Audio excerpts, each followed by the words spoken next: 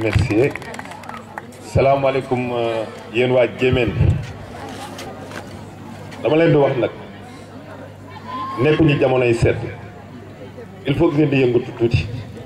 toogaay bi du toogaay jàng tool yi dafa war di yëngatu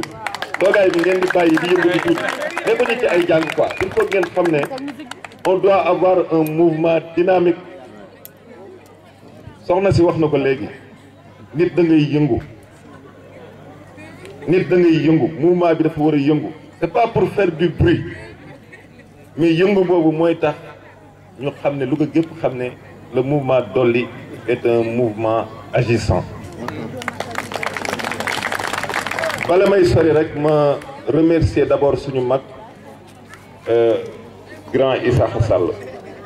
di grand bu baax li ñu naan macha allah mag mu yaru nit ku teey nekk un énarque nekk un brillant intellectuel di nit ku am vision ñu ngi koy nuyu di ko remercier ci invitation bi ndax lii suñu mbir la di remercier le président Mamadou Mamour Diallo parce que bi may woo sànq man xam naa ne Issakha suñ mag mu baax la dama nekk ci jàkk déy ko ne ko Mamour dama nekk ci jàkk maa ngi lay woowaat mu ne ma Omar baal ma génn rek c'est urgent ma génn mu ne ma yéen ñëpp na ngeen dem ànd ak suñu grand frère Issakha Sall ñu bàyyi suñu yitte li tax mu def loolu man je comprends la vision de Mamour gis nga dolli bi doole lañ wax waxuñu wàññi dolli bi dafa war a ànd ak doole suñu mag Issakha bu jógee ñun ñëpp war a bàyyi suñu yitte ñëw taxaw ci wetam bërgi démb dafa am lu ñu tàmbali dugg di dem dugg te Touba Seras waa dolli gi yëpp ñëw dolli dóor ba mu dal bu baax loolu mooy suñu njariñ mooy ñu nekk mouvement boo xam ne ñun ñëpp derrière le président Mamadou Mamour Diallo ñu yëkkatindoo ak di tegandoo di nuyu nag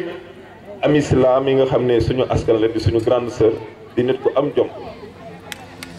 nit ku baax di nuyu suñu futur ajaratu bi yàlla na dem ci jàmm ñëw ci jàmm ak ñëpp ñi dem mag di leen xamal nag lenn moo waral mbir mi gis naa suñuy grand Ousmane suñu grand Diop suñu surveillant la woon fii ci Massamba Siga Adja Khoury Dime di nit bi ñu respecté ay nit ñu baax rek ñoo fi nekk li Mamadou wax moom lañ gëm mooy politique de développement dama koy tënk rek wax ngeen ko waxati ko nañ ko jëfe may nit ki jën jàngal ko ni ñuy nappee moo ko gën te nit bu wérul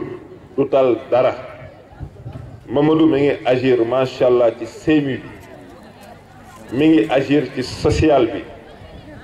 mi ngi agir ci formation jigéen yi mi ngi agir ci financement yi mi ngi agir ci infrastructure barki dem bu ñu toogee président may na ko fa 50 kilomètres de route yoo xam ne moom la ko may na ko fu la neex jëmeel te 50 kilomètres de route ku nekk xam ne 1 kilomètre de route égale au minimum à 1 milliard de francs CFA ça veut dire 50 milliards li may wax dama ko xam parce que ministère des infrastructures laa nekk en même temps may ko 19 forages ak yeneen i mbir yoo xam ne yàlla bu ci cattu liñ leen bëgg a wax rek mooy ñun sàkkuwuñu tur sàkkuwuñu ndombo Mamadou bi ko président di nommé directeur national des domaines il ne faisait pas de la politique man bi ma président di nommé directeur général du petit train de banlieue aw ma benn activité boo xam ne am na onction wu politique lenn rek moo waral ñu ñëwaat fii ci Louga dañoo bëgg a yee askan bi jàppale askan bi ba nax yi jeex ba nga xam ne képp ku ànd ak ñun bu ëllëgee da nga gis sa bopp ne yokk nga li ñuy wax nag dafa leer dolli du ñetti dolli du ñaari dolli benn dolli la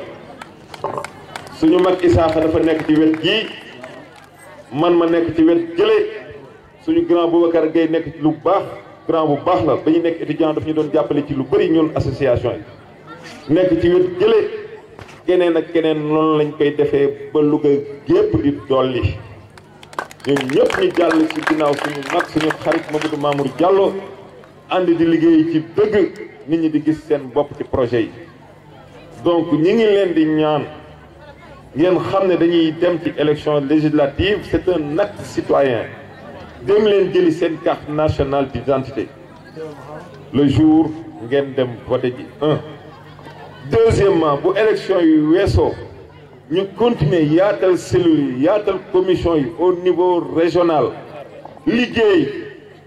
jëm 2019 suñu koñ yi mën a changer suñu réew mi mën a changer nit ñi tënku ci dëkk